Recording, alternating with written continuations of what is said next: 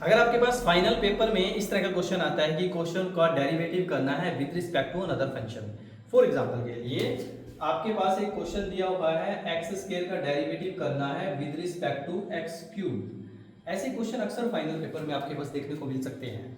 ठीक है, तो ऐसे क्वेश्चनों में आपको करना क्या होता है, सबसे पहले स्टेप बाय स्टेप हर एक चीज को समझेंगे। चैनल पे नए हैं, चैनल को सब्सक्राइब कर लेना, लाइक कर देना, शेयर कर देना। देखिए, सबसे पहले जो फंक्शन हमारे पास ये गिवन होता है इसको मान लेते हैं हम y, और जो दूसरे वाला फंक्शन गिवन होता है इसको मान लेते हैं हम z। यानी कि आप अल्टीमेटली कर क्या रहे हैं, y का डेरिवेटिव कर रहे हैं विद रिस्पेक्ट टू z। तो y का डेरिवेटिव जब आप विद रिस्पेक्ट टू z करेंगे यानी कि आपको फाइनली निकालना क्या है, dy बाय dz। ये चीज आपको फाइनली चाहिए, राइट। अब दो चीजें यहां पे समझो कि y की जो वैल्यू है वो है हमारे पास एक्स स्क्वायर है, और z की जो वैल्यू है वो हमारे पास एक्स क्यूब है। ठीक है, तो पहले स्टेप में हम क्या करेंगे, इसका डेरिवेटिव करेंगे with respect to x, dy by dx। y का डेरिवेटिव क्या होता है, dy बाय dx, और x स्क्वायर का डेरिवेटिव क्या होता है, 2x। ठीक है, सेम ऐसे ही हम उधरली साइड में करेंगे differentiation, dz by dx is equal to, इसका डेरिवेटिव करते हैं, कितना आएगा, पावर आगे आएगी, पावर में से एक माइनस हो जाएगा। ठीक है, तो हमने क्या किया, पहले इस फंक्शन को y मानना, इस फंक्शन को हमने z मानना। आप चाहे तो कोई भी वैल्यू रख सकते हैं, x y और z की जगह पे आप कुछ भी ले सकते हैं वेरिएबल को, राइट। बट डेरिवेटिव करेंगे विद रिस्पेक्ट टू x, वहां भी सेम डेरिवेटिव करेंगे विद रिस्पेक्ट टू x। दोनों को क्या करेंगे, हम डिवाइड करेंगे। क्या करेंगे, डिवाइड। आप लिखेंगे dy by dz is equal to dy by dx, और इसके अपॉन में आ जाएगा dz by dx। Very good. तो dy बाय dx की वैल्यू कितनी है, 2x, और dz बाय dx की वैल्यू कितनी है, 3x स्क्वायर। ठीक है जी, एक x इसके साथ कैंसिल आउट हो जाएगा, तो फाइनल आंसर आ जाएगा 2 बाय में 3x।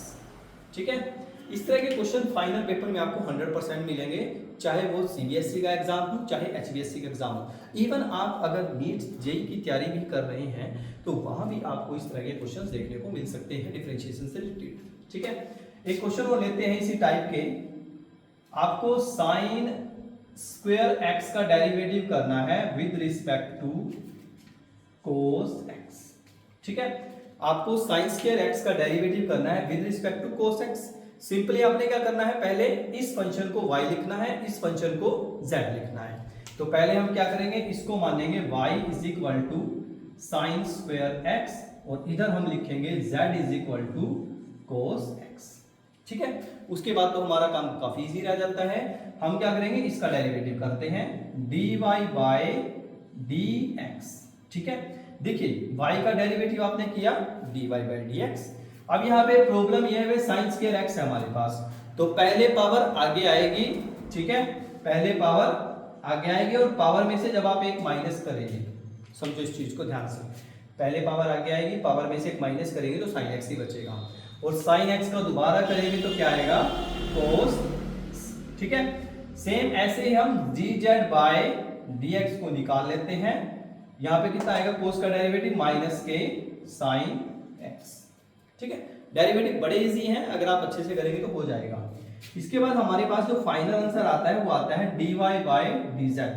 y का डेरिवेटिव कर रहे हैं विद रिस्पेक्ट टू z, तो dy बाय dx ऊपर आएगा, 2 sin x साथ में cos x, अपॉन में dz बाय dx की वैल्यू हमारे पास नीचे आ जाएगी माइनस के sin x।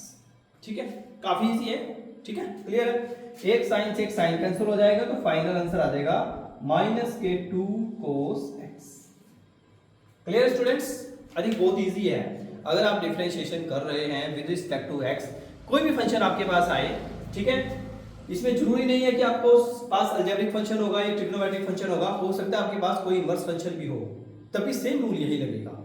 ठीक है, एक इनवर्स फंक्शन का डेरिवेटिव मैं आपको कराता हूं, फिर आपको ज्यादा अच्छे से क्लियर हो जाएगा, और एक एक्सपोनेंशियल का भी करेंगे साथ के साथ। ठीक है, तो पहले मैं आपको करा देता हूं इनवर्स फंक्शन का डेरिवेटिव, फिर हम करेंगे साथ के साथ ही एक्सपोनेंशियल फंक्शन का। ठीक है, देखो कैसे करेंगे। पहले हम लिख लेते हैं, डिफरेंशिएट करना है हमें, साइन इनवर्स x को डेरिवेटिव करना है with respect to cos inverse x। ठीक है, इस तरह के क्वेश्चन अक्सर पेपर में आते हैं। इनके ऊपर स्केयर भी लगा हो सकता है, बिना स्केयर के भी आ सकते हैं, या सिंपली आपका साइन इनवर्स या कोस इनवर्स भी आ सकता है। ठीक है, तो साइन इनवर्स x का डेरिवेटिव करना है आपको with respect to cos inverse x। तो सिंपली पहले आप y मान लेंगे, इसको y लिखेंगे साइन इनवर्स x को, और इधर z लिखेंगे कोस इनवर्स x को।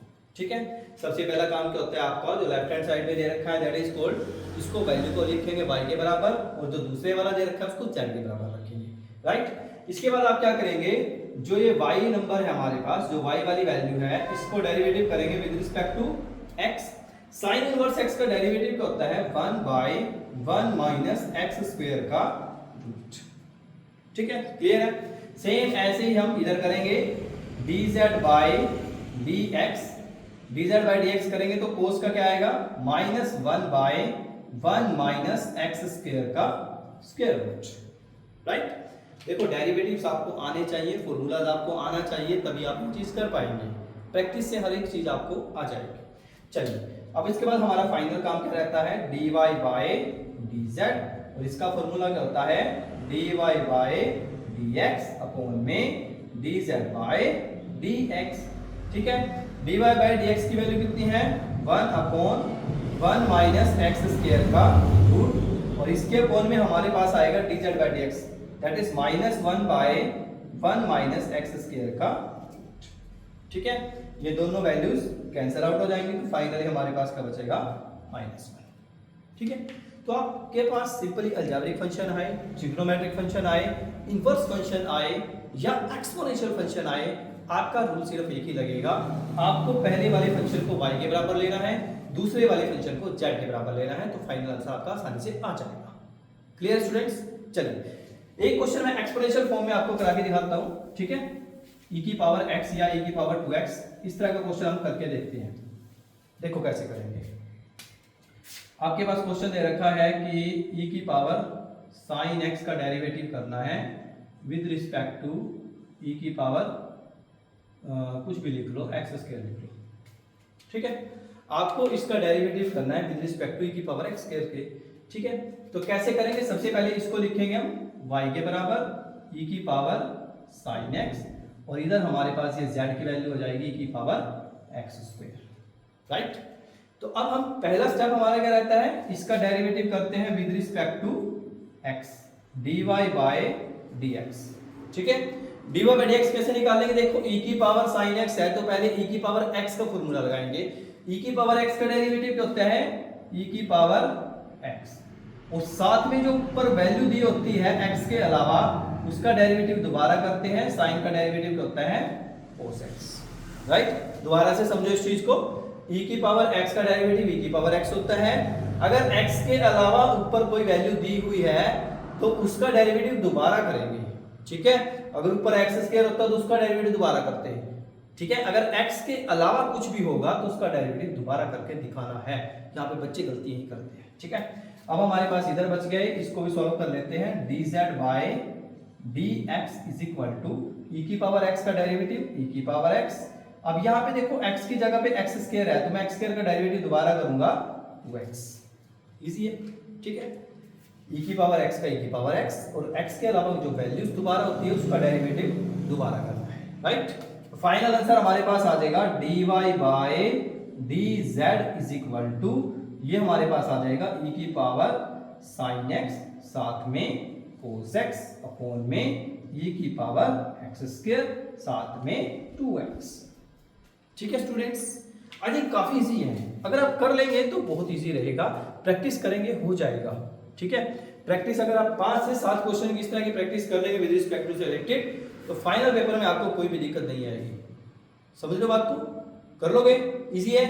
चलिए, तो आज की वीडियो में ऐसा इतना ही, मिलते हैं नेक्स्ट वीडियो में, तब तक के लिए पढ़ाई करते रहिए। All the very best.